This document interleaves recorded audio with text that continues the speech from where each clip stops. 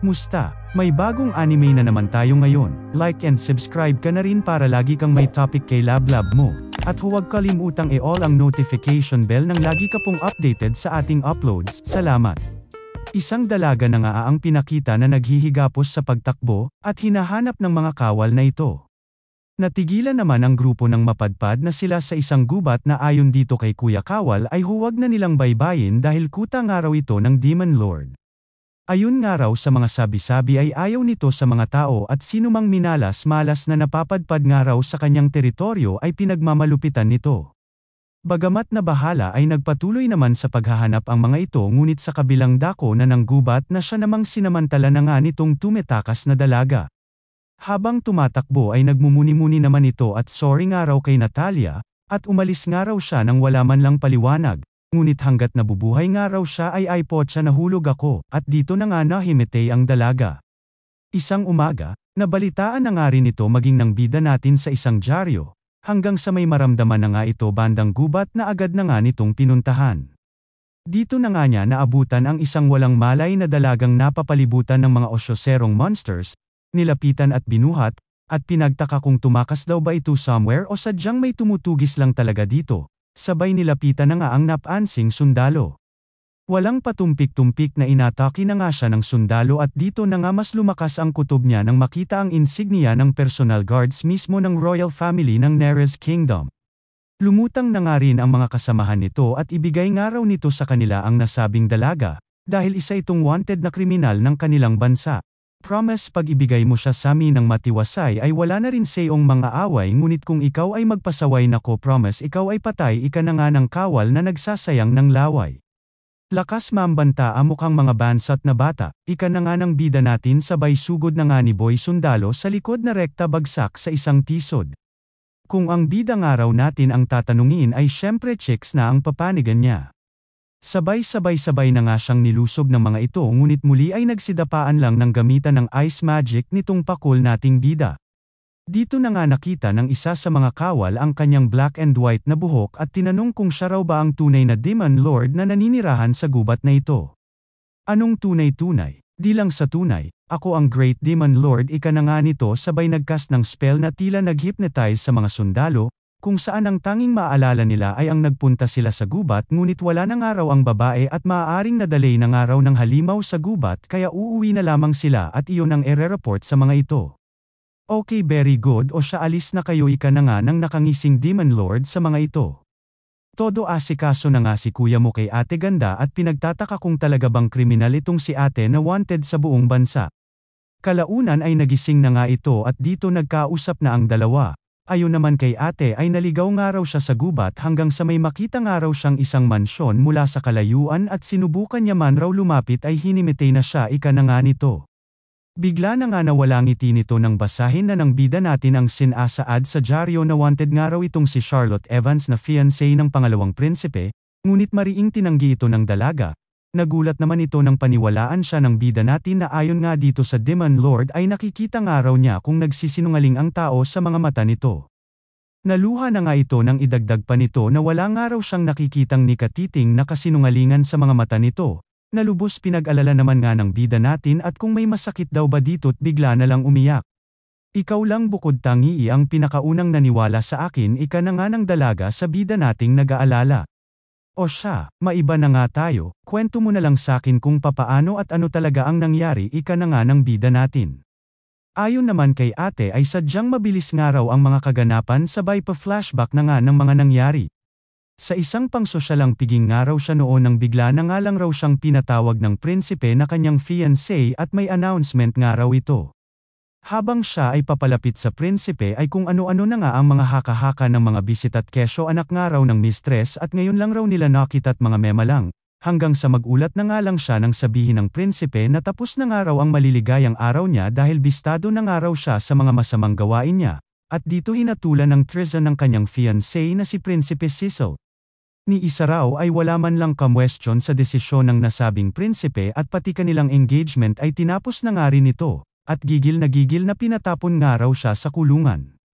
Wala nga raw siyang nagawa bagamat wala naman daw siyang nagawang ni anumang kasalanan habang sa isip-isip naman nitong bida natin ay nagets agad ang sitwasyon at dalawa nga lang raw ang naiisip niyang dahilan sa mga nangyayari. Either ayaw nga raw pakasalan ng prinsipe itong si Charlotte o marahil ay may third party nga raw ang lalaki. Humingi naman ng tawad si Charlotte at naabala pa nga raw niya ang ating bida sa kanyang walang kwentang kwento sabay nagpasalamat na rin sa naging tulong nito sa kanya. Nagpaalam na nga rin ito na aalis na at baka madamay pa nga raw ito, hanggang sa matigilan na nga lang ang dalaga ng tanungin nito ng ating bida kung marunong raw ba ito maglinis at medyo makalat nga raw ang kanyang bahay. Medyo naman ang sagot ni ate mo na kinatuwa na nga ng lalaki at simula nga raw ngayon ay employed na ito sa kanya bilang live-in maid, na siya na nga raw bahala sa mga gawaing bahay. Of course may sweldo nga raw ito sa kanya kasabay na pagkain with snacks, at wala na nga raw dapat pang alalahanin ang dalaga. Teka lang naman, di mo ba narinig kwento ko, wanted nga ako baka nga ipatulfo pa ako, ika na nga nang nag-aalalang si Charlotte na siya nang nagpaisip din sa Demon Lord. Kaya nga raw siya nasa kalaliman ng gubat ay para malayo nga raw siya sa mga tao at ang pagpapatira dito kay Charlotte ay salungat sa kanyang nais na buhay. Ayun na nga sa ating bida ay maging siya ay tinraidor na rin daw dati at dito na nga rin nagpakilala na si Alan Crawford. 3 years ago nga raw ay naimbitahan siya sa isang grupo para mag-adventure ngunit malaman-laman niya ay ginamit nga lang raw siya ng mga ito para e-break ang seal ng isang templo na puno ng kayamanan hanggang sa iwanan na nga lang raw siya ng mga ito sa mga halimaw. Nagulat naman si Allen nang makita ang lubos pagiging inosente nitong si Charlotte na walang tanong-tanong na naniwala agad sa kanyang kwento.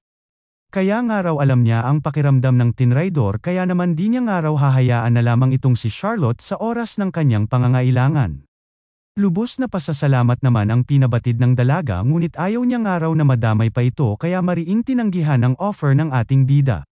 Abat ayaw talaga paawat ni kuya mo at naglagay na nga ng sumpa sa sarili niya, at hindi niya nga raw tatanggalin hanggat di ni Charlotte tinatanggap ang kanyang offer. Sa loob nga raw ng 3 minuto at wala pa ring sagot itong si Charlotte ay mamamatay nga raw siya. Nalubos kinabahala na nga ng bina-blackmail na dalaga, hahaha. Ano te? Hahayaan mo lang ba ang isang inosenteng lalaki na mamatay sa harap mo panggagatong pa nga nito? Te pakibilisan di na kumakahinga o, muling pagkulit nga nitong si Allen hanggang sa kalaunan ay pumayag na nga lang ang no choice sa no choice na dalaga. Siyang tunay nga ay naging kasambahay niya na ito. At lubos pinuri ni Allen ang pagkakalinis nito sa bahay niya, at di nga raw siya makapaniwala na marunong maglinis ang isang maharlika. Sa isip-isip naman ng bida natin ay napaisip ito sa gaspang raw ng kamay nitong si Charlotte nang mahawakan niya nga raw ang kamay nito at dito napagtanto na maaaring inalila lang ito sa kabila ng pagiging maharlika nito. Nagtaka naman itong si Charlotte at tila di naman daw kailangan ng katulong nitong si Allen at may magic naman daw ito. Na binara naman nga agad ng ating bida na lubos na ngangailangan daw siya ng isang kasambahay at ang alam niya nga lang raw ay maging tambay. Di mo dapat yan ika-proud pero sige na nga, ano next na gagawin ko po ika na nga ng dalaga. Wala na, ikaw na muna bahala, magbasa ka, magsyeste ka muna, pahinga ka muna na pinagtaka na nga ng dalaga at papabayaan lang daw ba siya nito. Di mo ba naisip na maaari akong magnakaw dagdag pa nga nito? Wala naman daw yun kaso tsaka katatapos nga lang raw niya mag-shopping kaya wala na raw siya cash ika na nga ng bida natin. Dumiretso na nga ito sa library at magtatrabaho nga lang daw muna siya, at dito pat awa-tawa at may mga babanatan daw muna siyang research papers ukol sa magic na pinadala sa kanya. Kung saan hinahanapan nga raw niya ng mga mali na nagbigay sa kanya ng palayaw na Red Pen Devil at lubos na kinatatakutan ng mga researchers. Di na nga nito namalayan ang oras kaya naman tumayo na't bubuksan ng araw niya ilaw, sa gulat nga nito paglingon ay nakita si Charlotte sa sahig na tila may binibilang, na ayon sa dalaga ay sinsabi nga raw ni Allen ay pwede niya gawin ang anumang gusto niya ay binilang nga raw niya ang bawat guhit ng mga kahoy sa sahig na lubos kinabahala na nga ng bida natin at sinong matinong tao raw ang magbibilang ng kung anumang binibilang nito Sus Mariesep Marimar. Dito na nga niya tinanong si Charlotte kung may hobbies daw ba ito. Wala naman sagot ng dalaga at pag may free time nga raw siya dati ay kung hindi paglilinis ay nagtitiklop daw siya ng mga damit at iba pa. Buisit ang lupit naman ng life mo tinalo mo pa si Princess Sarah at Sedi. Siguro naman kahit papaano may magaganda ka rin ala-ala dati ika na nga ng ating bida, kwento naman ni ate na may kapatid nga raw siyang nagngangalang Natalia na binigyan siya ng isang prutas dati na pabulok na, pero happy parent daw siya dahil minsan lang daw siya mabigyan ng prutas. Na mas kinabwisit pa nga ni Allen sa loob-loob niya at di kinakaya ang life ni ate mo. Siya nga raw na pasaway, ay kahit papaano ay may magagandang alaala ngunit nahiya sa madramang buhay ni ate girl, na sa lupit ng buhay ay hindi alam kung ano ang salitang hobby. Kaya naman dito nag-uumapoy na nagka-ideya itong si kuya mo na bigyan nga raw ng crush course itong si Charlotte ng lahat ng naughty things sa mundo. Noong gabing ding iyon ay umalis at bumalik itong si Allen ng may daladala ng kung ano-ano, at kagaya nga raw ng pangako niya ay bibigyan niya ng crush course itong si Charlotte ng lahat ng naughty things sa mundo. Ano raw ba itong naughty things na ito? Ika naman ng dalaga. Pagbibida naman ng bida natin ay joy and pleasure nga raw ang ibig niyang sabihin, ngunit di lang basta naughty. Yung naughty na makasalanan dagdag pa nga nitong si Allen na kinablush na nga ni ate. Napakatotoo at inosente mong tao na bibihira na sa panahon ngayon, kaya sigurado akong nisumagot sa pamilya ng Duque ay di mo magawa ika na nga ni Allen dito. Ayon naman kay Charlotte ay mababait naman daw kasi ito sa kanya na sa isip-isip na naman ng bida natin ay astang alila talaga ang mga sagutan ni ate mo. Dito na nga mas nanggigil itong si Allen na experience sa dalaga ang sarap. Sarap na hahanap-hanapin ito hanggang sa mawala ito sa sarili. Teka, di tayo pwede gumawa ng bad ika naman ni Charlotte. Don't worry baby girl ika naman ni Allen at wala nga raw silang gagawing illegal baka madamay pa channel ng ating idol recap Candy todo effort pa naman. Okay sige, ano ba kasi ang sinasabi mo? Dito na nga ibinide ni Allen ang sandamakmak na cake, candy, alak at iba pa, na lubos pinagtaka na nga ng dalaga.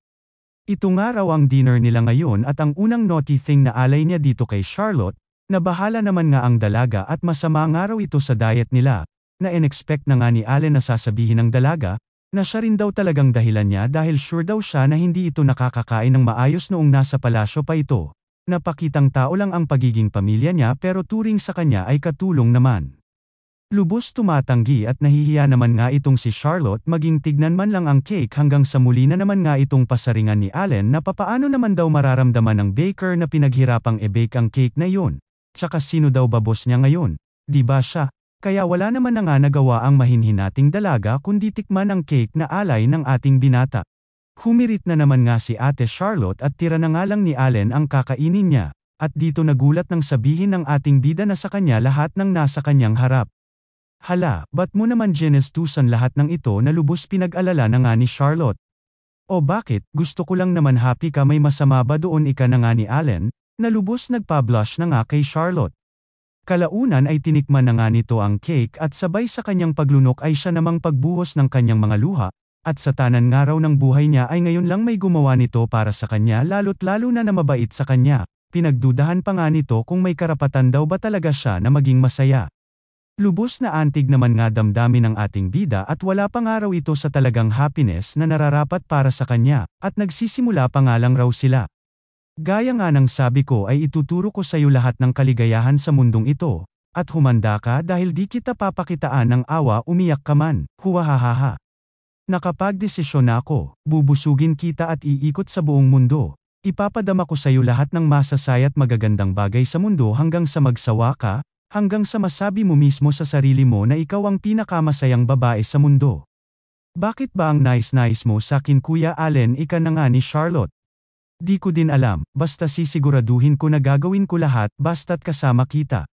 Pero wala akong maibibigay na kapalit sa iyo ribat na naman nga ni ate mo. Ay sus wala ako pake basta isipin mo na lang na napipilitan ka dahil pinilit kita, na kinatawa na nga ni Charlotte. Niyaya na nga lang ni Charlotte si Allen na samahan siyang kumain na sa una ay tinanggihan pa ng binata ngunit wa-epek sa mga pangmalakasang maamong mata ni ate Charlotte so ayon, nagsubuan na ang sweet naman sana all na naman na hype yan, hahaha. Pa-like at subscribe na lang lods ng mambigan man lang ako ng kilig, hahaha, salamat po. Lubos na excite na nga itong si Allen at nagustuhan nga raw ni Charlotte ang inialay niyang cakes dito kaya naman iserve niya na muna ang iba dito ng maunti-unti ng ating bidang dalaga. Magdamag na nga rin itong nagsunog ng kilay para lang mailista lahat ng naisip nitong naughty ideas para kay Charlotte, patawa-tawa na nga ito hanggang sa natigilan ito ng maisip na tila siya lang naman daw ang may gusto ng lahat ng kanyang inilista kaya itinapon na lang ang kanyang notebook.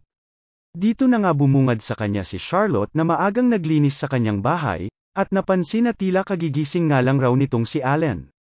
Sa isip-isip naman ng ating bida ay di dapat malaman ni Charlotte na pinagpuyatan niya ang listahan ng mga naughty things na ipararanas dito sa dalaga kaya idinahilan na lamang na babalik na munang araw siya sa kwarto't mauna na raw itong si Charlotte mag-breakfast. Nilihis na nga rin ni Allen ang usapan sa hawak na wallet nitong dalaga, at di nga raw niya inakalang meron daw pala siyang wallet na ganito sa bahay niya. Nagulat nga rin ito sa sipag nitong dalaga at nakarami ng linis umaga pa lamang, na ayon nga rito kay Charlotte ay maliit na bagay lamang kumpara sa utang na loob niya dito sa ating bida. Sa isip-isip na naman nga ni Allen ay bukod sa napakasipag nitong dalaga ay iba din daw talaga ang taglay nitong ganda tila isang diyosa sarap maging asawa sanay di siya magbagot magsawa. Teka lang, lagi ka ba naglilinis dati sa dati mong tinitirhan ika na nga ng bida natin na sa isip-isip na naman ay nanggigigil sa pagmamaltratong ginawa ng pamilya ng duke sa pagkabait-bait na dalaga? Di naman nga makasagot si Charlotte at nagdahilan na lamang na maglilinis pa siya. Mas namanghana naman nga itong si Allen at wala man lang raw siyang naririnig na kung anumang paninira at reklamo dito kay Charlotte mula sa nakaraang pamilya at fiancé nito na frename up siya. Kung siya nga raw yun ay pag-uumpugin niya lahat ng mga itlog nito at pagbubuhol-bahulan lahat ng bulbol ng mga ito. Di naman daw sa wala itong galit bagkus ay sadyang ubod nga lang raw ng bait at kung may sasabihin man nga raw ito ay kikimkimi na lamang nito obserbasyon na nga nitong bida natin, mas nangingibabaw nga raw ang takot ni Charlotte sa mga ito dagdag pa ang low self-esteem nito. Bigla na nga lang natigilan sa kanyang pagmumuni-muni itong si Allen nang marinig ang isang boses na tila nakilala nito sabay tumakbo na nga sa entrada ng kanyang bahay. Inunahan na nga nitong ipinakilala ang dalaga at sinabing bagong katulong nga raw niya ito sa bahay niya, di pa man nga ito tapos sa kanyang sinasabi ay isinalansang na ito ng bisitang babae sa gilid at kinumusta ang bagong tagpong dalaga. Nagpakilala na nga itong Miatcha at surir nga raw siya ng Satiros Shipping Company Meow Meow Meow, na agad din namang binati ng nagulat na si Charlotte. Aba, di mo naman sinabi sakin may maid ka na pala Mr. Demon Lord ika na nga nitong pusa, na agad nang ang binara ni Allen at sinabing nickname niya nga lang raw yun ika nito kay Charlotte. Wait lang, parang familiar itong maid mo Mr. Demon Lord, siya ba itong nasa dyaryo ika na nga ni Ate Miatcha, na kinagulat na nga nitong si Charlotte. Miatcha, I can explain ika na nga ni Allen. Binara naman agad ito ni Miatcha at huwag nga raw silang mag-alala meow meow meow, priority nga raw nila ang mga customers kaya asahan nilang wala silang pakialam sa kung sino man ang maid mo. Nagpasalamat naman agad itong si Allen sabay patay mali siya naman ni Ate Miatcha at ano daw ba ang sinasabi nitong Demon Lord. Napangiti na nga lang si Allen maging itong si Charlotte na nagpasalamat din sa mabait na pusa. Wala yun ito namang mga ito, tsaka wala kaming serbisyo sa Neres Kingdom, hihihi. So papaano kung sakop nyo ang Neres Kingdom sa service nyo tanong na nga ni Allen sa babae, na bigla na nga lang natigilan at nag-poker face di masagot ang tanong ni kuya mo, hahaha. Kalaunan nga ay ibinigay na ni Allen ang ipapadala niyang parcel dito kay Miatcha na isang box ng potion, na ayon nga dito sa pusa ay mabente sa kanila. Namangha naman itong si Charlotte at gumagawa raw pala ng mga potion itong bida natin, dumagdag na rin itong si Miatcha na mas kikita nga raw itong si Allen kung sa bayan meninirahan. Reklamo naman ang ating bida na marami nga raw mga tao sa bayan kaya ayaw niya doon na kinainayang na nga nitong pusa at sayang naman daw. Ayoko nga di ba ang kulit mo ika na nga ni Allen na kinagulat nitong pusa. Kaya ka tinatawag na Demon Lord dahil dyan sa nakakatakot mong mukha chill step bro. Sabay drama na nga ni Allen with matching pa-flashback na naman, kung saan pinakita ang grupo ng mga bata na nagpunta sa gubat, at gustong makita ang Demon Lord na kinakatakutan ng lahat, lumutang naman siya mula sa kung saan na siya namang takbo ng mga ito. At ayon nga sa ating bida ay nagsilbi na nga raw siyang test of courage sa mga bata dahil sa palayaw niya. So bale nickname mo lang talaga ang Demon Lord ika na nga ni Charlotte na sinang-ayunan naman ni Allen, at sinabing simpleng sorcerer nga lang daw siya na nais mamuhay ng tahimik. Sus ayaw mo sa mga tao pero wagas ka naman makatulong ika naman ni Miatcha sa ating bida na tinawag nitong anti-social Mr. Nice Guy at napakakomplikado nga raw na tao. Ba't lagi ako na lang napapansin mo? Anyway maiba tayo. Di ba may order service din kayo sa kumpanya nyo tanong na nga ni Allen dito. Abat syempre naman itong si ate mo sabay abot ng catalogs ng Avon dito kay Allen, na inabot din ito kay Charlotte at mamili na nga raw ito ng mga gusto nito. Lubos na tuwa naman ang dalaga at sinabi kay Allen na babayaran niya na lamang ito. Nagulat naman ito nang sabihin ng ating bida na huwag na nga raw nito alalahanin pa ang pagbayad, dagdag pa nga ng bida natin na pag nakaramdam nga raw siya ng kaunting pag-atubili sa dalaga ay bibilhin niya lahat ng nasa catalog kaya mamili na nga raw ito. Natawa na nga lang itong si Miacha at ang cute nga raw ng dalawa. Ate Maid, ribat ka din kasi kay kuya, kung ako yan sesepakan ko yan ng killer cut punch ko niya. Alam mo ba ito ang best way para mailabas ang stress mo, dagdag pa nga ni Ate Miacha. Natigilan na nga sila nang bigla na lamang ngumisi itong si Allen at tila nagka-ideya sa susunod na naughty thing na alay niya dito kay Charlotte. Makalipas ang ilang araw ay dumating na nga ang kanilang package na lubos kinatuwa na nga ni Charlotte. Dumating na rin ang package nitong si Allen ngunit di muna ipinakita sa kanila. Ano ba balak mo dyan, Demon Lord? Ika na nga ni Miacha sa ating bida. Abat syempre gagamitin ito naman, parang tanga ika naman ng ating bida. Pero di nga raw siya gagamit, sabay tapik ng balikat ni Charlotte at parang araw ito sa dalaga. Hala, kayan ka na naman, para sa akin ba yan? Kinataranta na nga nitong si Charlotte. Dito na nga ibinide ni Allen ang laman ng package, kung saan bumungad na nga sa kanila ang isang punching bag. Lubos pinagtaka na nga ito ni Charlotte at bakit daw ba siya ang gagamit nito, na ayon naman kay Allen ay siya nga raw naughty thing na alay niya dito sa araw na yon. Nabahala naman itong si Miacha at ano daw ba ang pinag-uusapan nitong dalawa? Foreplay daw ba ito? Sas Mariasep ka, Allen, di mo naman sinabi sa akin na ganito trip mo at sa inosenteng dalaga pa niya, Diyos ko, patawarin ka. Buisit ka talaga, iba na naman iniisip mo, ika na nga ni Allen, sabay lagay na nga nito ng gloves sa bida nating dalaga. Muling ibinida na nga nito ang punching bag na siya nga raw paglalabasan ng stress ni Charlotte, sabay nilagyan pa nga ng picture ng ex nito na siyang sesepakan nga raw nito. Di naman nga makagalaw si Charlotte at kinain na naman ng takot kaya naman pilit pagpapalakas ng loob ang inalay dito ni Allen, at okay nga lang raw magalit at maglabas ng sama ng loob, lalo na raw sa kaso ni Charlotte na mahilig magkimkim at masama nga raw ito sa pagkatao nito. Tsaka sa una nga lang raw siya mag-aatubili, pag nasanay na nga raw siya ay hahanap-hanapin niya na ito, sabay pang malakas ang huwahahahaha na nga ng ating malakontrabidang bida. Ano kasi, di naman ako talaga galit, mahinhin na pagbanggit na nga ni Charlotte na kinabwisit naman ni Allen at panong di raw ito galit sa kabila ng mga ginawa sa kanya ng mga Doro-demonyong mga taong ito. Baka raw may mabuting dahilan ang mga ito, ika naman ni Charlotte. Sa Smeriasep naman, Charlotte, tinraidor ka na lahat-lahat, inalila na parang muchacha, itinapon na parang basahan, tas ngayon kabutihan pa ang nakikita mo sa kanilang dahilan, ano papatawarin mo na lang, ganoon na lang. Ribat naman si ate na utang na loob nga raw niya sa mga ito ang pagpapalaki sa kanya, tsaka ano ba naman daw siya kumpara sa prinsipe, kaya gets niya naman daw kung bakit. Sa isip-isip naman ng ating bida ay tila mas malala pa nga raw sa inaakala niya ang katangahan, kalaliman ng sugat ni Charlotte. At dapat nga raw nag-work na plano niya sa ngayon, kung saan una raw ay ipaparealize niya kay Charlotte ang galit nito sa mga ito. Tas step 2, susugod na nga raw sila sa Neres Kingdom para ibuking ang prinsipe. Step 3 ay papatunayan nila na inosente itong dalaga. Tas last step, solve na lahat and happy na si baby Charlotte ever after, yehe. Pero sa kaso nga raw ni Charlotte ay malabo pa ito sa ngayon, at baka nga raw kung sakali man na mapatunayan man nila ang kasamaan ng prinsipe ay akuin pa ito ni Charlotte na malinya, dagdag pa nga ng nag-aalalang si Allen. Dito na nga sila nagulat nang bigla na lamang sabihin ni Allen na imbes na suntukin ni Charlotte ang punching bag, ay siya na lamang suntukin nito.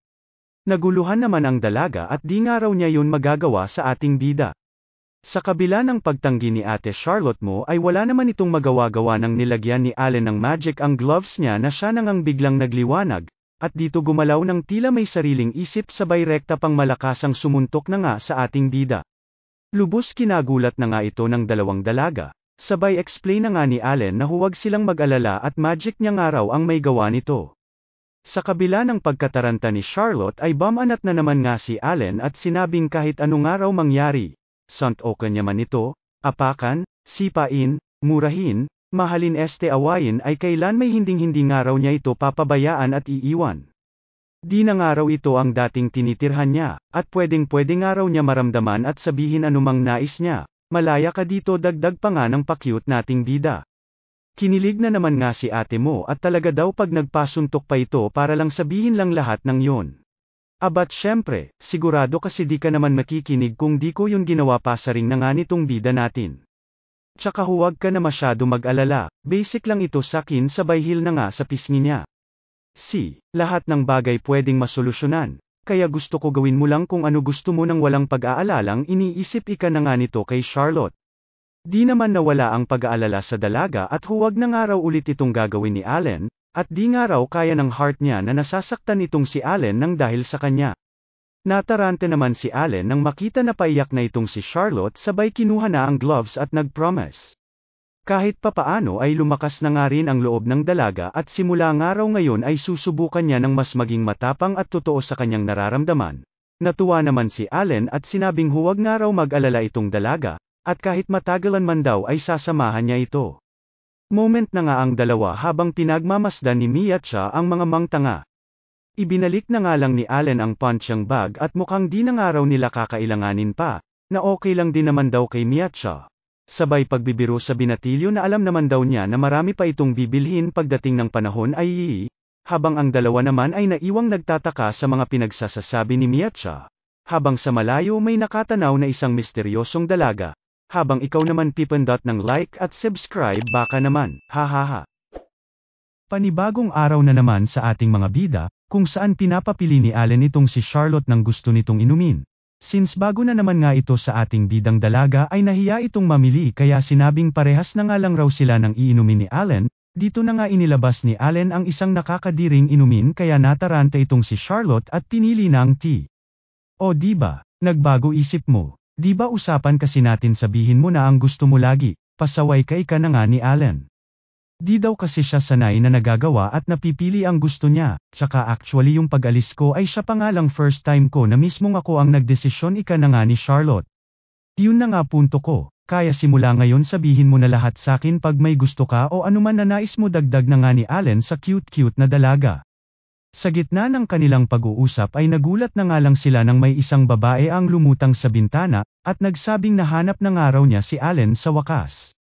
Paano nga raw siya nahanap nito ika na nga ng bida natin? Basic nagtanong-tanong ako, ika na nga ng dalaga. Gagi, parehas ka pera ng dati ika na nga lang ni Allen. Napatanong naman na nga si Charlotte kung sino daw ba ang babae, nabigla na nga lang tumabi kay Charlotte at siya nga raw dapat magtanong noon. Sabay nagpakilala na si Eruka Crawford, kapatid nitong si Allen. Singit naman si Allen at sinabing stepsister niya nga raw ang dalaga. Dagdag pa ni Allen na ulila nga raw siya noon at ang Crawfords ang kumapkop sa kanya at si Eruka ang anak ng mga ito. Kaedad mo lang yang baliw na yan ika na nga nito kay Charlotte. Nagulat naman si Charlotte nang tanungin ni Eruka kung jowa daw ba ni Allen itong dalaga, na mariing tinanggi naman na nga ng dalawa. Kung ano-ano na nga ang sinabi ng dalawa at natarante sa sinabi nito at ito nga raw ang totoo. Okay, masyado ka naman in denial ika na nga ng kapatid nito at binaling na nga atensyon niya kay Charlotte. Inunahan na nga ni Allen na ipakilala ang dalaga na si Charlotte Evans, na nagtatagong kriminal nga raw ng katabing bansa na kinagulat na nga ni Charlotte. Paliwanag naman ni Allen na malalaman din naman daw ito ni Eruka kaya mas okay na sabihin na nga raw nila ng maaga. Nagets naman nga ito ni Charlotte at dito kinwento na nga ni Allen kay Eruka ang mga pangyayari. Matapos marinig ang kanilang kwento ay nabwisit na nga ito kay Allen at di nga lang daw ito tanga, kundi ubod nga raw ng tanga. Imbes na pakainin nga raw ito nito ng mga kung ano-ano at pagsuntukin ng kung ano-ano ay turuan nga raw ito nito ng mga bagay na mas gusto ng mga babae at may enjoy ng mga kagaya niyang babae, sabay iyak na nga sa harap ng nawawerduhan sa magkapatid na si Charlotte, at sa kanya niya na nga lang daw sabihin ang mga gusto niya wag na sa tatanga-tanga niyang kapatid. Di ka man lang ba sakin nagdududa, ika na nga ni Charlotte dito. Mukhang kulang-kulang man nga raw itong si Allen ay malakas naman daw radar nito sa masasamang tao kaya tiwala nga raw itong si Eruka na mabuting tao itong si Charlotte. Teka nga lang bakit ka nga pala nandirito singit na nga ni Allen sa dalawa. Ayon naman kay Eruka ay nandirito nga raw siya para iuwi itong kapatid ngunit nagbago na nga raw isip niya. At siya na nga raw mag-aalaga dito kay cute-cute Charlotte at magtuturo dito ng naughty things. Ngisi na nga itong si Allen at siya nga raw magtuturo dito ng mga bagay na iyon. Ngunit ayaw talaga patalaw nitong si Eruka at sinabing may mga bagay daw na tanging mga kapwa babae lamang ang nakakaalam sa tunay na pleasure nila. Pinag-agawan na nga si Charlotte ng dalawang baliw hanggang sa magkasundo na nga ang dalawang tanga na mag-compete sa kung sino ang makakapagpahina ng tuhod ni Charlotte sa sarap. Rekta na nga sila sa bayan at dito pinalitan ang kulay ng buhok ni Charlotte bilang disguise nito.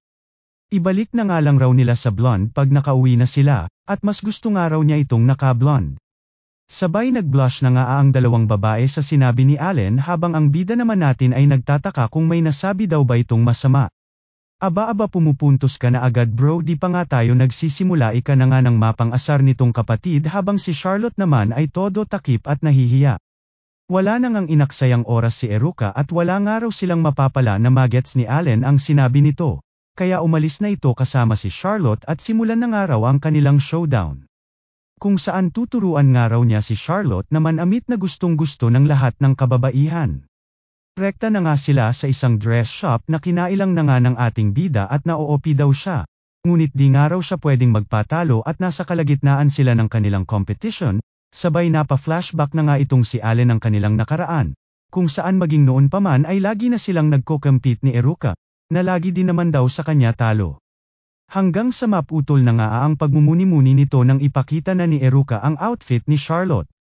Di na nga kinaya ni kuya mo nang makita ang makinis na legs ni ate Charlotte mo, sabay binanatan na nga puso niya, at kailangan nga raw niya itong patigilin ng kumalma ang betlogs niya.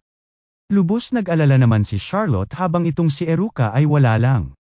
Muli na ngang pumasok sa changing room itong si Charlotte sabay change topic na ng dalawang magkapatid, at ano raw ba gustong ipagawa nitong si Allen. Ayon naman kay Allen ay imbestigahan nga raw nito ang estado ng Neres Kingdom at ang kaso ni Charlotte. Okay bro, ako na bahala, tsaka sigurado may tropa naman doon si Dad, gusto mo silipin ko na din yung prinsipe, dagdag pa nga ni Eruka. Huwag na, sagot na nga ni Allen, gusto ko din malaman kung sino yang pot ang inang yan pero sa ngayon baka ano pa magawa ko, madamay pa bansa nila, kaya huwag na muna sa ngayon. Pang-isi-ngisi naman itong si Eruka at ang laki ng araw ng pinagbago ni Allen at ngayon nga lang raw niya ito nakitang nag-alala sa iba, na lubos kinatuwa na nga nito. Bigla na nga sumingit sa eksena si Charlotte at di nga raw niya maisara zipper sa likod niya, kaya to the rescue naman si Eruka, hanggang sa mag-iba na nga lang itsura nito nang makita ang likod ni Charlotte. Nahihiyang lumabas na naman nga itong dalaga habang itong si Allen ay comment na naman na masyado nga raw maikli ang suot nito. Diyos ko naman bro, ganyan talaga para palaban ang rampahan, ika na nga ni Eruka dito.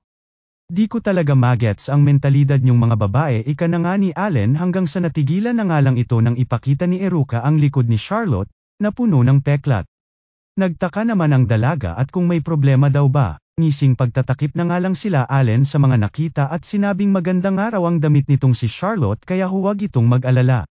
Napaisip na naman nga si Allen sa pinagdaanan nitong dalaga, at malala pang araw ay mismong si Charlotte ay di alam na may mga peklat siya sa likod. Agad ginamot na nga ito ni Allen habang sa isip-isip na naman niya ay madali nga lang raw niya naalis ang peklat sa pamamagitan lamang ng isang simpleng magic na nangangahulugan lang na wala man lang tumugon sa mga sugat nito noong nasa kaharian pa ito, na lubos nagbigay panggigigil na naman dito sa bida natin. Bigla na nga lang nito tinawag si Eruka at tungkol nga raw sa usapan nila kanina ay nagbago na isip niya. At kakailanganin nga raw niya tulong nito habang itong si Charlotte naman ay naiwang nagtataka. Nagdahilan na nga lang sila na may mga surut nga raw sa kanilang bahay, na kailangan nilang puksain kaya humingi nga raw siya ng tulong kay Eruka. O siya, balik sa competition, ikaw naman bro ang pumili ng outfit ni Charlotte, ika na nga ni Eruka. Nahiya naman si Allen at sa ibang lugar na nga lang raw sila ngunit wa-epek sa palaban nitong kapatid. Wala na nga itong nagawa kundi pikit matang pumili ng damit hanggang sa mamula na nga lang ang dalawang dalaga nang makita ang napiling damit ni Allen, maging ang binata ay nagulat nang makita na ang napili niyang damit ay labas-utong labas kaluluwa outfit kaya inasar na naman ito ng kanyang kapatid. Matapos ang kanilang shopping ay dumiretso na sila sa labas at tuturuan nga raw ni Allen ang dalaga na mag-release ng stress sa pamamagitan ng pagbili ng gusto nito. Napunta na nga sila sa isang bangkita at dito nagsimulang maghanap ng maaaring magustuhan ni Charlotte. Bagamat pilit sinusubukan ay nabanata na naman nga ito ng kapatid niya na walang katest-test sa mga bagay na cute.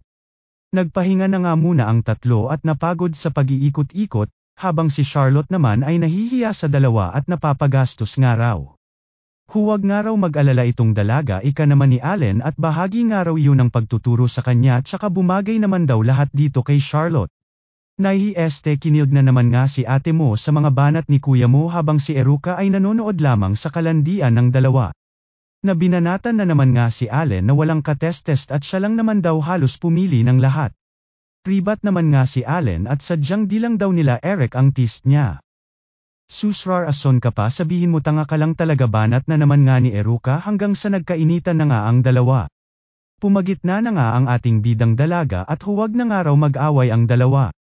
Nagsorry naman ang dalawa at normal nga lang daw ang ganito sa kanilang magkapatid. Ngunit pinagsabihan pero ni Charlotte na bad nga raw ang nag-aaway na kinatulala na nga lang ng dalawa. Napaisip naman si Allen na tila nauungusa na siya ni Eruka kaya muling niyaya ang dalawa at tila may naisip na namang ideya. Sa kanilang paglalakad ay nalihis na nga ang atensyon ni Eruka nang makakita ng isang high-tech na wheelchair na agad na nga nitong pinuntahan, na nag-iwan na nga kila Allen at Charlotte ng magkasama. Dinala na nga niya ang dalaga sa isang jewelry shop at dito ibinili ng isang hair clip na kakulay nga raw ng mata ni Charlotte. Nagulat naman ang tendera nang bayaran niya ito ng gold coin at isang silver coin lang naman daw ang halaga ng hair clip.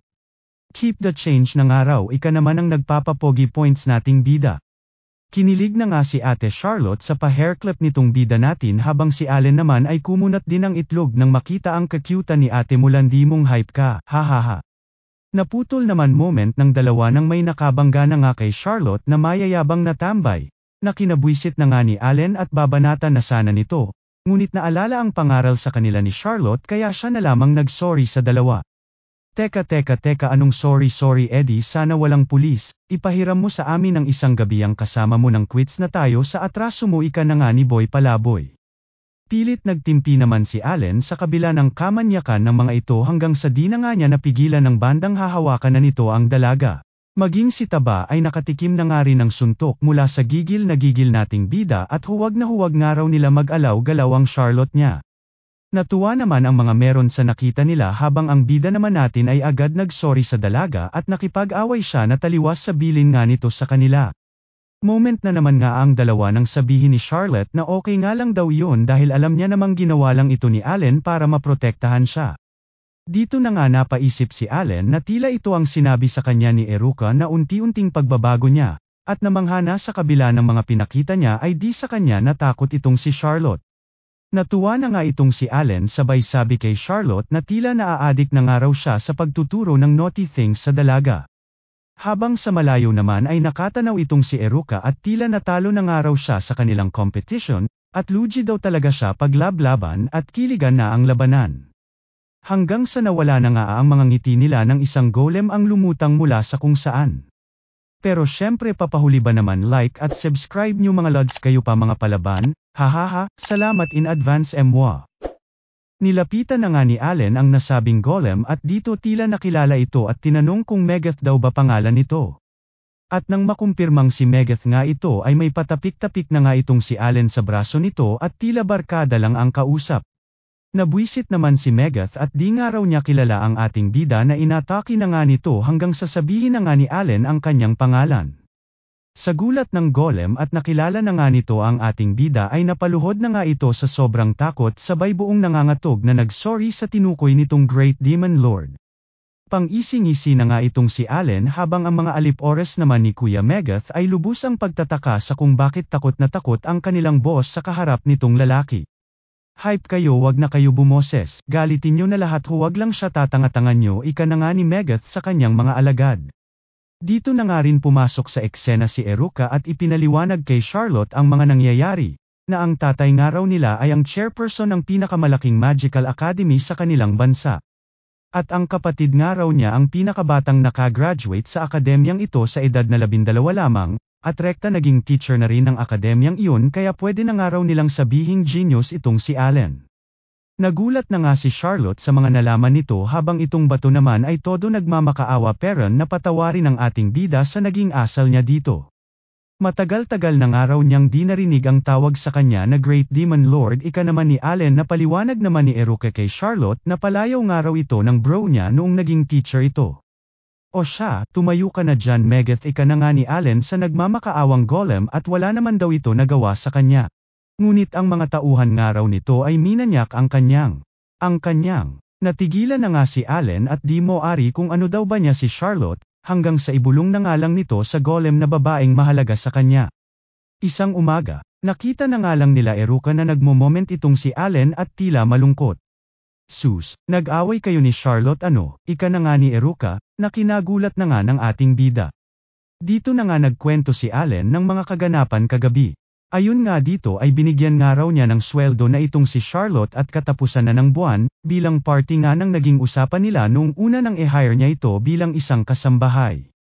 Sa una ay tinanggihan pa nga ito ni Charlotte at nahiya sa ating bida, at naglilinis lang naman daw siya at simple lang naman daw ang natutulong niya dito. Pilit pagkumbinsi naman nga si kuya mo at higit pa nga raw doon ang nagagawa ng dalaga na lubos pinasasalamat nga nito kay Charlotte, kaya sa huli ay malugod na nga itong tinanggap ng cute-cute na dalaga. Maaari nga raw itong ipunin ni Charlotte ika naman ni Allen pero nirerekomenda nga raw niya na gastusin ito ng dalaga sabay tinanong na nga ito kung ano ang nais niyang bilhin kung sakali. Napaisip naman si Charlotte na kina-excite na nga ni Allen at tila may naisip na nga raw ito. Ngunit kinalungkot nang sabihin ni Charlotte na kung maaari nga raw ay pumunta siya ng bayan ng mag-isa lamang. Ito na nga ang lubos pinuproblema ngayon ng ating bida at di nga raw niya maatim na hayaang magsolo itong si Charlotte habang itong mga dalaga naman ay esnab lamang sa kanya. Nabwisit naman si Allen at di siya pinapakinggan ng dalawa hanggang sa magpatuloy na lang ito sa kwento niya kung saan binawi nga raw ni Charlotte ang sinabi nito't nahiya na naman sa bida natin. Kaya naman pinayagan na lamang ito ni Allen nang maiwasan ang pagkalungkot ng dalaga sus di talaga makahindi ang landi. At dahil nga doon ay di maiwasang mag-alala ng ating bida at first request nga raw ito sa kanya ni Charlotte. Ayon naman kila Eruka ay madali lang naman daw solusyon sa pinuproblema nitong si Allen, at siyang tunay nga ay sinundan na nila ang pinag-aalalang dalaga. Dito na nga napatanong sila Eruka kung bakit daw ba nagpunta ng bayan itong si Charlotte. Ayon naman kay Allen ay may bibilhin nga raw ito ngunit di nga raw sa kanya sinabi ng dalaga at secret nga raw. Inasar na naman nga nila Eruka ang ating bida at may pa-secret na nga raw ngayon ang dalaga maging sa kanya ngunit nagulat nang makitang mas natuwa pa ang bobo at natututo na nga raw magdesisyon mag-isa itong si Charlotte. Kalaunan ay nag-alala na naman nga sila nang makita na tila naliligaw na ang dalaga. Dumagdag pa nga itong si Mia Cha na baka magawi nga raw itong si Charlotte sa Mir District na kilalang delikadong lugar sa bayang iyon, at pinamumugaran nga raw ito ng sindikato na Serpent Fang. Lubos nag-alala na nga sila sabay nagpresente na nga itong si Eruka na kunwari makakasalubong si Charlotte sa bayan nang di naman daw mapansin na sinundan nila. Pinigilan naman ito ni Allen at first time adventure nga raw ito ni Charlotte at ayaw niyang magkaaberya. Sabay nagpaalam na nga sa kanila at may aasikasuhin muna nga raw siya na lubos pinagtaka na nga nila Eruka. Samantala, nagkatotoo na nga ang sinabi ni Mia Cha at naligaw na si Ate Charlotte mo sa kuta ng mga kawatan. At siyang tunay nga ay sumalubong na sa ating bidang dalaga ang grupo ng Serpent Fang. Nabahala na nga sila Eruka kaya tutulungan na sana si Charlotte ngunit sa gulat nila ay tila may fiesta na welcome ng grupo ang pinag-aalalang dalaga. May pa-confetti pa nga ang mga tanga habang si Charlotte naman ay lubos nagtataka. Dito na nga bumalik sa eksena itong si Allen at sinabing inunahan na nga raw niya si Charlotte at binyantaan ang grupo ng mga kawatan na tratuhing maayos si Charlotte kung sakaling mapadpad sa kanilang lugar. Wala naman nagawa ang mga kawawa at pinabaunan ito ng kanya-kanyang bukol. Nagulat naman ang mga kawatan nang mapansin ng dalaga na sila ay sugatan sabay inalayan pa nga ng mga potion nang sila ay gumaling na. Na nagsimoment na nga at biyaya nga raw ng may kapal at Diyosa ang dalaga, at simula nga raw ngayon ay magbabagong buhay na sila. Napatanong na nga ang mga ito kung ano daw ba ng dalaga ang Great Demon Lord, na pinagtaka na nga rin ni Charlotte at kakilala pala nila si Allen. Nadamay lang kami dito nananahimik kami nagbobold sa com shop pabulong-bulong na nga ng isa na agad kinataranta ng boss nila at tila naramdaman na nasa paligid lamang ang Demon Lord. Sumagot na nga si Charlotte at ekinwento kung papaano siya tinanggap ni Allen at ang kabaitan nito sa kanya, at dito sinabi na maaari nga raw na sabihing master niya si Allen. Lubos umunat na naman nga lahat ng uunat kay Allen at kinilig sa sinabi ni Charlotte habang ang mga miyembro naman ng Serpent Fang ay ang duda at baka nilolokot binyantaan rin daw itong dalaga. Nabwisit naman si Allen ngunit naintindihan naman ang pinanggagalingan ng pagdududa ng mga ito. Maladyosa naman kasi talaga itong si Charlotte habang siyang araw ay kinakatakutan ng sangkatauhan. Nagulat na naman nga si Allen nang ipagtanggol siya ni Charlotte at napaka-gentleman nga raw niya, pang-ising-isi na nga ito sa pinagtataguan nitong iskinita hanggang sa mabulangtang na nga lang sila nang sabihin ng dalaga ng buong saya na tinuturuan nga raw siya ni Allen ng naughty things. Noong isang gabi pa nga lang raw ay magdamagan sila ni Allen na nagsagawa ng naughty things. Depensa naman ng ating bida kila Eruka ay magdamag nga raw sila naglaro ng video game at wala ng iba. Kalaunan ay nagpaalam na nga itong si Charlotte sa mga bagong tagpo nitong fans na pinag-alala na naman nila at baka maliga na naman ito ng pupuntahan. Ngiting malakontrabida na nga si kuya mo at wala na nga raw sila dapat alalahanin pa, at kinontrol na nga raw niya buong lugar. Huwahahahahaha. Sila, maging itong mga aso nagmukhang mga bobo. Since wala naman na nga raw trouble pa para kay Charlotte ay nagpresente na itong si Miacha na siya na lang magbabantay kay Charlotte, at di daw pwedeng malaman ni Allen kung ano ang bibilhin ng dalaga, since kaya nga ito nakiusap na mag-solo noong una pa lamang. Wala namang naging angal dito si Allen kaya ayun naghintay na lamang. Nang matapos ngang mag-shopping ang bida nating dalaga ay muli nang nagpakita sa kanila itong si Miacha. At may kasama ng araw si Charlotte ngayon na tila kakilala nito. Nagpahabol pa nga ng tanong itong si Allen sa kung ano daw ba ang binili ni Charlotte, ngunit maging si Miacha nga raw ay di alam at di na niya tinangkapang tignan. Kalaunan nga ay nakita na sila ni Charlotte kasama ang tindera ng jewelry shop na pinuntahan nila dati, at dito pinagtaka ng ating bida at bakit daw ito sa kanya nagpapasalamat. Kwento naman ni Charlotte na bukang bibig nga raw ng buong nayon ang Demon Lord, at kung papaano nito ginawang safe ang kanilang lugar. Dahil nga sa kapraningan ni Allen ay di niya sinasadyang masupil lahat ng masasamang loob sa lugar na iyon na lubos pinasasalamat na nga ng lahat ng taga-ron. Todo pasalamat na nga si ate tindera habang itong si Allen ay lubos pero nagtataka at ginawa lang naman daw niya ay ang protektahan itong si Charlotte. Nagkahiyaan na nga ang dalawa nang biglang sabihin ni ate na swerte nga raw itong si Charlotte sa boyfriend niya, na cute-cute na tinanggi na nga ng dalawa. Napangisi na nga lang si ate at dito nagpaalam na sa kanila. Todo blush na nga si kuya mo at inilihis na lamang ang usapan at kinumusta ang shopping ni Charlotte, tuwang-tuwa na nga sa kanilang ipinakita ni Charlotte ang mga pinamili nito na mga regalo nga raw niya kila Eruka at Miacha. Tuwang-tuwa na nga ang dalawa sa natanggap nilang regalo habang ang bida natin ay todo moment na at wala siyang regalo. Uy Charlotte, Kwan, kasi, wala ba ako regalo dyan ika na nga nang bumubulong-bulong na si Allen. Malungkot na ekwenento na nga ni Charlotte na todo hanap nga raw siya ng magugustuhan nitong si Allen ngunit wala siyang mahanap. Ba naman yan kahit bato pa yan, papel, uod, kulangot basta bigay mo nanginginig patatanggapin ko yan litanya na nga nang naghuhumindik na damdamin ng ating bida. Natarante na naman nga ito nang mag-sorry sa kanya si Charlotte, at lagi na nga lang daw siya ang nakikinabang habang wala man lang daw siya maibigay na maganda sa tingbida, kaya naman iminungkahi ni Charlotte na kung okay nga lang daw kay Allen at napansin niya nga raw na tastas na ang robe nito ay hayaan niyang tahiin niya ito para sa kanya, at habang tinatahi nga raw niya ito ay sabihin ito sa kanya lahat ng gusto nito ng next time ay mabilhan niya na ito ng regalo. Lubos na mula na nga ang ating bida at kinilig sa kinalabasan ng mga pangyayari sana all na naman buwisit yan. Palike at subscribe na din po sa mga kapwa ko bitter dyan, hahaha, salamat. Isang gabi, tuwang-tuwang ekwenento na nga ni Charlotte kay Allen ang tungkol sa isang libro na nirekomenda sa kanya ng ating bida, at ang daming araw nitong naturo sa kanya tungkol sa kanilang lugar. Naibinida na naman nga ni Allen na isa sa nais niyang ma-experience nitong si Charlotte bilang isang naughty thing. Ngising Doro demonyo na naman nga ang ating bida at tinanong si Charlotte kung may nais itong puntahan since curious ito sa mga nabasa nito. Nahiya na naman nga ang dalaga at eto na naman nga raw si Allen, naiilang nga raw siya na magbigay ng lugar na nais niyang puntahan since may utang na loob nga raw siya sa bida natin tsaka mas masaya nga raw siya na kasama itong si Allen sa mansion kaysa sa anupaman. Dagdag pa nga nito na baka kung araw-araw na nga lang raw siyang tuturuan ni Allen ng mga naughty things ay baka maging naughty girl na nga raw siya pilit pagkumbinsi na nga nito sa bida natin, na siya na ngang nagpaisip kay Allen at may point nga raw itong dalaga. Sa isip-isip na naman nga ng bida natin ay di naman daw niya nais na dungisan ang inosenteng isip nitong si Charlotte bagkus ay nais niya lamang ay paranes dito ang mga karanasang ipinagkate dito sabay ngisi na naman nga at ipupush niya nga raw ang kanyang ideya. Oy Charlotte, kung gagala tayo magiging happy ka ba tanong na nga ni Allen sa cute na dalaga. Syempre ano ika na nga ni Charlotte na binara na agad ni Allen at kasado na nga raw ang lakad nila.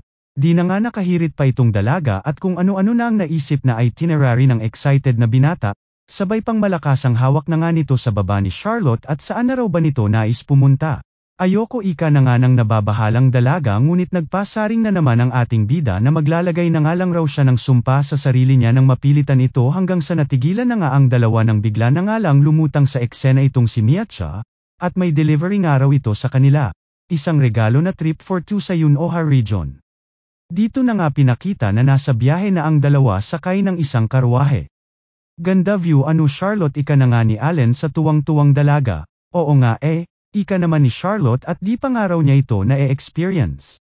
First time nga raw niya na nakasakay sa karwahe ay noong panahon pa na tumetakas siya ngunit nasa ilalim nga raw siya nito kaya wala siyang view na katulad nito. Biglang change topic na nga ang bida natin at sa isip-isip nga nito ay wrong move siya sa topic niya at sinabing wala na nga raw siya nakikitang wanted poster ni Charlotte sa lugar na ito, na kinatuwa na nga ng dalaga at tila panaginip nga raw para sa kanya. Maging si Allen ay pinabatid rin ang kanyang tuwa sa naging regalo ng mga tao sa kanya sa nakaraang mga kaganapan sa bayan. Nag-alala naman si Charlotte at kung okay lang daw ba dito kay Allen na siya ang kasama sa pat trip to kung saan na regalo ng mga taga-nayon sa ating bida, kung saan pwede naman sana na si Eruka. Palusot na nga ang ating bida na may lakad nga raw ito ngunit ang totoo ay magsisimula na itong mag-imbestiga sa nakaraang naging usapan nila, at ito nga ang ipinaalam nito sa kanya, hanggang sa ipakita na nga sakay ng mga kabayo sila Miacha, at Eruka na pekanan ng lahat ng ito at tinawag nilang Operation Hot Spring Trip. Ayon naman kay Eruka ay kailangan nga raw ng push nitong dalawa at lubos na e-excite sa kalalabasan at kung hanggang saan makakarating ang closeness ng dalawa at maging itong si Miacha nga raw ay kumuha pa ng leave masaksihan lang ang umuusbong na pag-iibigan ng dalawa. Tila nakaramdam naman ng kilabot itong si Allen at pinag-uusapan nga ng dalawang pasaway habang itong si Charlotte naman ay tuwang-tuwa at natanong na nga ang ina kanilang tutuluyan. Dito na nga napatanong ang bida natin kung isa daw ba itong sa nais puntahan ni Charlotte na nakita nito sa librong binasa nito. Oo naman ang may pag-aatubuli itong si ate mo kaya napansin ito ng ating bida at tila iba naman daw talaga ang gustong puntahan ni Charlotte. Tinignan na nga nito ang dalang libro ni Charlotte ngunit agad din namang inagaw ng dalaga at huwag na nga raw niya osyosohin at nahihiya nga raw siya sa binata. Lubos na mula na nga ito at sinabing lugar nga raw iyon na nais puntahan ng mga bata. Dito na nga napaisip si Allen at pinagtaka kung saan ito ngunit hinayaan na lamang ang dalaga sa desisyon nito na huwag na muna sabihin. Pahabol naman ni Allen na okay lang naman na gustihin nila ang mga bagay na di nila nasubukan, napuntahan o na-experience noong sila ay mga bata pa. Sabay ngisi na naman at isa ito sa mga naughty things na sinasabi niya. Tsaka ano ka ba naman Charlotte, mukha bang pagtatawanan ko ang mga bagay na gusto mo ika na nga ng binatang nakipag-moment na naman sana all may calm moment, kainis. Kalaunan ay narating na nga nila ang Yunoha Resort kung saan sinalubong sila ng isang malaserenang dalaga, na masayang welcome sila sa resort. Rekta tanong na nga si kuya mo kung bukas na raw ba yung hot spring. Oo naman sir, sakto wala pa po masyado tao ngayon ika na nga ni ate Serena. Natuwa naman si Allen at maging si Charlotte nga raw ay excited sa hot spring. Nagulat naman ang dalawa nang sabihin ng Serena na malugod nga raw silang nagagalak na sila ang napiling lugar ng honeymoon ng dalawa, na kinataranta na nga ng dalawa at nagkakamali nga raw ito. Ay sorry, so bale magjowa pa lang po kayo ika na nga ni ate na di na nga kinakaya ni ate Charlotte mo, kaya si Allen na lamang nagpaliwanag na mali nga raw ito ng akala. Nag-sorry naman si ate Serena sabay nagpaliwanag na ang package raw kasi nila ay pang mag-asawa at magjojowa, at dito na nga napagtanto ni Allen na kagagawan ito nila Miacha kaya daw palalabas 32 ng ngipin nito't pang isi-ngisi bago sila umalis. At siyang tunay nga mula sa malayo ay nakatanaw ang dalawang salarin. Pwede naman nga raw sila magpalit ng package sabay may pabulong na nga si ate Serena kay Allen na sayang naman daw yung package at ito nga raw ang pinakabongga nilang package sa lahat. Bagamat nahihiya ay okay na nga lang ang bida natin sa Lover and Married Couples package, sabay appear na nga ng dalawang salarin at matagumpay sila sa kanilang plano. May pa-couples drink na nga si ate Serena sa dalawa na kinablush na naman nga ni Charlotte at pang-couple nga raw, habang sa malayo ay pang-isingisi na nga itong si Eruka at sa wakas umpisa na nga raw ng kitimisa ng dalawa. Rekta na nga silang dinala ng Serena sa kanilang hot spring facility na lubos ibinida nito na mula pa sa sariwang bukal ng kanilang lugar. Dagdag pa nga nito ang open air bath na pinakasikat nga raw sa lahat na pumukaw na nga sa atensyon ng ating bida at ligong-ligo na nga raw siya. Ngunit nagulat sila nang tanungin sila ng Serena kung may dala raw ba silang swimsuit dahil mixed bath nga raw lahat ng paliguan nila kaya kailangan nga raw nila ng swimsuit. Dito na nga sinama ng Serena ang ating bidang dalaga at marami nga raw silang rental swimsuit habang ang ating bida ay naiwang tulala at walang nagawa. Pisti sabi nung Serena kakaunti pa lamang ang mga tao pero ba't kaliwat kanan merong nang nakapwesto ika na nga ng naiilang na binatilyo at dito napapa-imagine na nga sa kung ano ang suot ni Charlotte, at namumroblema at baka di na naman kayanin ng puso niya. Napablush na nga ito nang marinig na ang boses ng dalaga at dito pakul na lumingon sa smeriesep na Cocomelon este sa dalaga siya ay natigilan ng lumingon. Pang-ising-isi na naman nga ang dalawa habang nakatanaw sa may malayo at di nga raw kinakaya ng utol niya. Nahiya na naman tuloy si Charlotte at kinabahan dahil di nga raw nagustuhan ng binata ang ayos niya na lubos pinabulaanan naman ng ating todo nangangatog na bida at bagay nga raw sa dalaga kaya huwag itong mag-alala. Nagkahiyaan na nga ang dalawa habang nagbobolahan sabay hinayla na nga ni Allen ang dalaga at sulitin na nga lang daw nila ang lahat ng pwede nilang magawa sa hot spring ng magkasama. Siyang tunay nga kung ano-ano na ang ginawa ng dalawa hanggang sa abutan na nga sila ng dapit hapon sa hot spring kung saan nagmoment na naman ang dalawa habang sila Eruka ay todo nakabantay sa may likod nila at nag-aabang ng kung anumang kababalaghan na gagawin ng dalawa. Bigla na nga lang lumutang ang Serena sa eksena at daladala na nga ang in-order nga raw nitong si Allen na ice cream, at ibinida na nga kay Charlotte na the best nga raw kainin kapag nasa hot spring. Sabay nilagyan pa nga ito ng spell ng di nga raw matunaw kahit mainit ang kanilang paligid. Lubos na gustuhan na nga ito ng dalaga habang pagkadismaya naman ang nadama ni Eruka at di inasahang hanggang kainan lamang ng ice cream ang naughty thing na gagawin ng dalawa sa hot spring. Natarante naman ang Serena ng lahat na nga mag-order sa kanya ng ice cream at nainggit na nga sa dalawa nating bida. Isang mag-ama na nga rin ang lumapit sa kanila at humingi ng pabor na lagyan nga rin daw ni Allen ng spell ang kanilang ice cream ng di matunaw, na malugod ding ginawa ng ating bida sa lahat at good mood na nga ang binata. Matapos nga ito ay lubos nagpasalamat ang Serena kay Allen at naging triple nga raw ang benta nila sa ice cream, at maging mga stock nga raw nila ay ginamitan ito ng spell ng di basta-basta matunaw. Wala yun ate ika na nga ng bida nating pahumble na kinatuwa na nga nila ate Serena kaya naman iminungkahi nito na kung sakali nga raw may plano na sila sa sightseeing nila kinabukasan ay magsabi lamang sila at gagawin nila lahat para maging espesyal ito. Makabawi man lang nga raw sila sa tulong ng ating bida. Nagpasalamat naman si Allen sa offer ni ate at humingi ng suggestion kung saan nga raw maganda mamasyal. Well meron nga raw mga diving spots kung nais nila, meron rin beaches. Tas meron ding bundok kung saan may mga fenwers na maaaring makita. Na-curious na nga sila sa fenwers ngunit sinabi ng Serena na alanganin nga raw ang fenwers ngayon at mating season nga raw ng mga ito. Ngunit meron pa nga raw siyang lugar na maiirekomenda, at dito na nga ibinida ang kanilang zoo.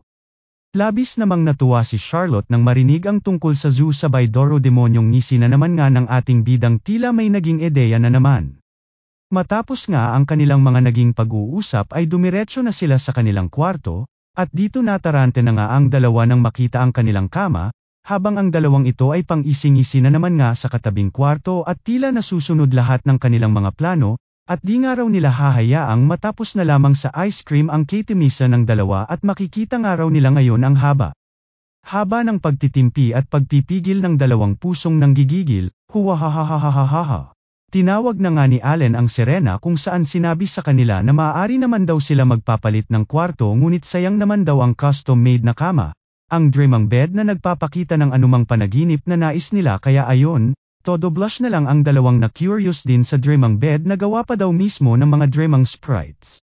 Magkatabi na ngang natulog ang dalawang di rin naman magawang makatulog, kaya tinanong na lamang ni Allen kung ano daw ba ang nais mapanaginipan ni Charlotte. Ayon naman sa dalaga ay gusto niya nga raw makita ang namayapa na niyang ina. Napangiti na nga ang bida nating tinalo pa may lagnat sa pamumula at tinulungan na ngang makatulog ang dalaga sa pamamagitan ng pagkakas ng spell dito, kinumpirma na nga ni Allen kung tulog na si Charlotte ngunit nalihis ang atensyon sa makinis na balat ng dalaga, mahahabang pilik mata at ang kissable nitong lips hanggang sa bigla na nga lang nagcast ng pangmalakasang pangpatulog na spell na pati sila Eruka at Miacha sa kabilang kwarto ay nadamay. Nagising na nga lang si Allen na umaga na at inabutan si Charlotte na maluha-luha sa kanyang tabi. Na masayang binati ang ating bida at napanaginipan nga raw niya ang nanay niya habang sa kabilang kwarto naman ay tulog peren ang dalawang pasaway na may setup ng lahat. Samantala, sa kung saan ay ipinakita naman ang isang capybara na may X sa noo at nagmumuni-muni kung may kakayahan ba daw talaga si Alan Crawford na protektahan si Charlotte Evans. Pasabay na rin po lods ng like at subscribe natin dyan habang nagmumuni-muni ka pa rin naman, hihihi, salamat. Dumiretso na nga sila sa Yunoha Magical Zoo na matagal nang ang gustong puntahan nitong nahihiyang si Charlotte, samit-saring mga magical creatures na nga ang kanilang nakita sa kanilang pagpasok, ngunit pinag-alala naman ng dalaga na nadidistorbo nga raw niya ang ating bida gawa ng pansarili niyang interes.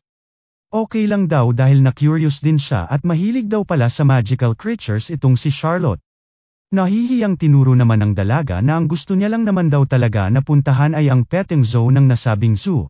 Sabay pagbibida na nga nito na nabasa niya raw ito noong bata pa siya kaya noon pa man daw ay pangarap niya na talagang makapunta dito. Lubos na hype na nga si kuya mo at mag-enjoy nga raw sila sa araw na iyon na parang mga bata muli. At kung may nais pa nga raw itong si Charlotte ay magsabi lamang sa kanya at siya na nga raw bahala, huwahahahaha. Di naman makatanggi ang dalaga sa makulit na binata kaya agad nagturo ng headband sabay pakyut ng aki kuya mo, at kung gusto nga raw nitong samahan siyang isuot ito.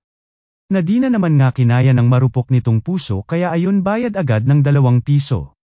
Samantala, sa may kabundukan ay pinakita naman ang grupo ng mga halimaw kasama ang capybara last time at oras ng araw ng labanan. Cute-cute na nga ng dalawa lalo na nga raw itong si Allen na suot ang headband na trip ni dalaga, at dito dumiretso na nga sila sa petting zoo na nais ni Charlotte. Nagulat naman si Allen nang makita ang picture ng isang tinukoy nitong hell capybara na isang malupit na magical creature nga raw na kayang mangwasak ng isang bundok kapag gutom. Aba sir mala Kuya Kim ka sa kaalaman ah.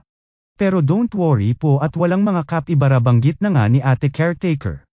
Hanggang sa nagulat na naman nga si Allen nang makita na nanginginig itong si Charlotte, na lubos lang palang natutuwa at ang lalambot at ang fa-fluffy nga raw ng mga hayop na kanyang nahawakan. At lubos nga raw ang kanyang tuwang nararamdaman. Hala na baliw na si Lablab ika naman nga nang nag-aalalang si Allen. Lubos nagpasalamat na nga ang dalaga at ni sa panaginip raw ay di niya inakalang mararating niya ang paraiso. Naiwan naman nagtataka itong binata at magical creatures lang naman daw ito na may mga balahibo. Dahil nga daw lubos ang katuwaan ni Charlotte ay sasamahan niya ito, at dito nagulat na nga ang mga halimaw at nakakausap nga raw sila ng binata. Kinausap na nga niya ang mga halimaw na makipaglaro sa kasama niya at gustong-gusto nga raw sila nito, kapalit ng kung anumang gusto nilang pagkain. Siyempre oo naman ang mga sag-apa na kinang-isi na nga ng ating bida at gumana ang kanyang pansusuhol, huwahahahaha. Tinawag na nga nito si Charlotte para bumida-bida ngunit napanganga nang makita na kasando na ng dalaga lahat ng hayop na kasama. Maging mga kinasabwat niya ay iniwan na siya, at pati mga nanonood ay kinamangha ang pagiging malapit ng mga magical creatures sa dalaga. Grabe sobra happy ko salamat babe Este Allen, ika na nga ng tuwang-tuwang si Charlotte. Bagamat cute-cute ito sa paningin ng iba ay pinagmumumura na nga si Allen ng mga halimaw at lumayo nga raw ang ating bida sa maganda at mabait na dalaga, na kinatulala na nga lang ng ating natakot na bida. May napagtanto naman itong si Allen, mula nang makita niya itong dalaga sa gubat tas mga kaganapan ngayon, sabay explain na nga na may iba't ibang special skills nga raw sa mundo. Sa kaso nga ni Allen ay likas na magaling daw siya sa magic, at kay Charlotte naman ay nakikita niyang maaaring isa itong magical creature tamer. Nagulat naman ang dalaga at meron daw pala siyang ganoong kapangyarihan. Napaisip na naman nga itong si Allen na maaaring ito rin daw ang dahilan kung bakit napaamo niya ang mga kawatan sa nakaraang bayan, dagdag pa nga nito na ang mga talented magical creature tamers daw ay kayang kumontrol ng mga high-rank beast katulad ng Fenrir's na walang kahirap-hirap, pero wala pa nga raw siya naririnig na kayang gumamit nito sa mga tao. Naghihikapos na ngang lumapit sa kanila ang isa sa mga caretaker ng zoo at kung magical tamers nga raw ba sila. Teka ate, what's the problem ba ika naman ang nag-aalalang bida? Please help us naman si ate mo sabay dinala na nga sila sa isang gusali. Nagulat na nga ang mga ito nang makilala si Allen na isang araw sa anak ng mga Crawfords, na mas nagpalagay na nga sa mga loob nito't matutulungan sila. Humingi na nga sa kanila ng tulong itong matandang nagpakilalang director ng zoo, anong ang tulong Diyos ko kanina pa ulit-ulit ang kukulit. Ay sorry, sige, ipakita ko na lang. Sabay dinala na nga sila ng director sa isang nakakulong na sugatang Fenrir. Maaaring nahiwalay nga raw ito sa grupo nito ng huntingin ng mga poachers. Ayon naman kay Allen ay endangered species na nga raw ang mga Fenrirs, ngunit since ang balahibo at buto nga raw nito ay high quality materials para sa mga magical equipments, ay tampulan pa rin ito ng mga hunters at poachers. Nahihirapan nga raw lumapit sila, tanda, at first time nila naka-encounter ng Fenrirs at gagamutin nga raw sana nila. Sinubukan na nga itong kausapin ni Allen, ngunit wa epeksa ng gagalaiting Fenrir. Lubos na problema na nga sila hanggang sa dumagdag pa nga si ate at namataan nga raw nila ang mga magulang ng Fenrir na palusab na sa kanila, na lubos kinabahala na nga nila. Maging si Allen ay nabahala na at yak nga raw sa mga Fenrir ang pagwasak ng isang nayon. Wala din nga raw matutulong ang pagpapalaya sa tutang Fenrir at nagkalintik-lintik na. Kaya wala nga raw sila choice kundi siya na lamang pipigil sa mga magulang nito. Nashock na nga sila kuya, ngunit huwag nga raw sila mag-alala, ayon naman sa bida nating bida-bida at asikasuhin na nga lang raw nila ang mga tao sa zoo. Uy Allen, di ba sabi mo may powers ako sa mga hayop? Tanong na nga ni Charlotte. Oo naman nga si Allen, ngunit masyado nga raw delikado kung ano man ang iniisip nitong dalaga. Pero Allen, di naman pwedeng di ako tutulong ng alam kung may maaari naman akong maitulong, ika na nga ng dalaga na lubos sa kanyang nagmamakaawang hayaan siyang tumulong. Maging mga taga-zoo ay nakiboses na rin, hanggang sa bagamat nag-aalala itong si Allen ay napangisi na nga at nagustuhan ang nakitang kapursigiduhan ng dalaga. Nagkasundo na nga ang dalawa na go na si Charlotte sa baby Fenrir habang itong si Allen ang haharap sa mommy Fenrir. Abat sarap buhay nitong dalawa na nagulat na nga nang biglang lumutang sa kanilang likod ang ating bida, at nabuking na nga ang dalawang dalaga. Ngunit sakto daw at umaayon sa pagkakataon, sabay ngising duro-demonyo na naman. Huwahahahaha. Una na ngang nilagyan ni Allen ng barrier ang Yunoha Resort nang masiguro nga raw muna niya ang kaligtasan ng mga nandirito. Sabay binigyan ng tig-iisang yelo ang bisitang Fenrirs. Ngunit sa gulat nga ng ating bida ay may pa-surprise din ang mommy Fenrir na sa kanya na nga ay lumapa. Pero syempre bida, kaya may plot armor ang hayop at niluwa lamang ng mommy Fenrir. Pilit kinakausap na nga ito ng ating bida, ngunit nangingibabaw dito ang gigil, kaya bogbog lamang ang tinatamo ng kawawang si Allen. Bandang papatula na sana niya ito at no choice na nga raw siya ay sumingit na nga itong capybara at sure daw ba itong bida natin na sasaktan nito ang mommy Fenrir, at paano naman daw ang anak nito na naghihintay dito. Nagulat na nga si Allen sa capybara na nagpakilalang si Gosetsu, at ano daw ba nais nito sa kanya. Ayon naman sa capybara ay nais lang naman daw niya i-rescue ang dalaga sa kamay ng ating bida. Si Charlotte ba tinutukoy mo, ika na nga ni Allen sa bida-bida. Huwag na huwag mong nababanggit pangalan niya, hype karibat naman nga ng capybara sa ating bida. Teka nga lang, masyado ka mainit. Huyu, at paano mo nakilala si Lablab? Si Charlotte, pagtataka na nga ni Allen dito. Kwento naman nga ng baliw na nakita nga raw niya si Charlotte noong panahon na nakatakas siya sa zoo, na ililigtas na nga raw sana niya kung di lang umapal itong bida natin. Nag-imbestiga rin nga raw siya ukol sa dalaga at malakas daw ang kutob niya na di totoo ang mga paratang dito. At mas napatunayan nga raw niya ito sa mga panahong sinusundan niya ang bawat ganap ni Charlotte. Dito na rin nga raw niya napagtanto na para maprotektahan ang dalaga ay kailangan niyang i-dispatch siya itong si Allen. Gets ko na, nagseselos ka sakin, ika na nga ng binata sa capybara. Animal kabanat naman na nga ng nap icon na malaking daga na kinagulat na nga ni Allen ng bomb iron ng pangmalakasang fireball. Nagbakbakan na nga ang dalawa habang nagdediscuss yun sa kung ano dapat ang ginagawa nitong si Allen, imbes na puro paarap ang hanap. Na dapat rekta wasakin na ang Neres Kingdom, at ito nga raw ang sanhi ng sakit na nadama ng dalaga, ika na nga ng war freak na daga capybara. Tignan nga raw nila ngayon kung abutin pa siya ng gabi, at sinabi nga raw niya sa mga Fenrir na ang bida-bida ang kidnapper ng baby Fenrir. Huwahahahahaha. Bago pa man nga patulan ni Allen ang delulu na capybara ay dumating na sa eksena sila Charlotte kasama ang Fenrir plus may pa-backup pa, na ayon na nga kay Charlotte ay si baby Fenrir lang naman daw sana isasama niya, kaso nagpumilit ang iba na sumama at nag-aalala nga raw sa kanya na kinagulat na nga ng ating bida. At siya nga raw na genius na ay inabot pa kalahating taon ma-master lamang ang elementary magical creature language, ngunit binasek lamang ng cute-cute na si Charlotte. May pa-translate na nga si ate mo sa pinag-uusapan ng mag-inang Fenrir kung saan napagkamalan nga raw nila na poacher itong bida natin. Sabay nag-uurumentadong titig na nga sa may pekanang araw ng lahat na malaking daga. Abat di peren nga nagpaawat ang kapibara at sinabing iwanan na nga raw ni Charlotte ang binata at sa kanya na sumama, at wala nga raw siya mapapala sa tanga na puro pasarap ang hanap. Pinabulaanan naman ito ng dalaga at nagkakamali daw itong kalaban, at si Allen nga raw ang nagturo sa kanya na muling mabuhay ay iisa na all na naman may Charlotte. Namula na naman sa kilig ang binata habang namula naman sa galit ang tanga-tanga. Binanat-banatan na nga nito ng fireballs ang bida natin habang banat naman ni Allen dito ay walang magagawang mabuti kay Charlotte ang pinaglalaban nitong paghihiganti. Sabay pang malakas ang suntok na nga ang ibinira nito sa may kakulitang kapibara na nagpatilapon na sa bida-bidang tanga. Agad amit naman ito ni Allen at tila napasobra raw suntok niya sa kapibara. Pinuri na nga nito ang pangmalakasang suntok ni Allen na nagpapakita raw ng nilalaman ng puso nito, at ayaw niya naman raw maging hadlang sa mga paganap nito sabay turo na nga sa headband nitong binata, na kinataranta na nga ni Allen at nahiya. Lubos nagpasalamat na nga sa kanila itong si Ate Serena na kinatuwa na nga ng dalawa ngunit mas magpasalamat nga raw sila kay Charlotte na siyang pinakatumulong sa kanila.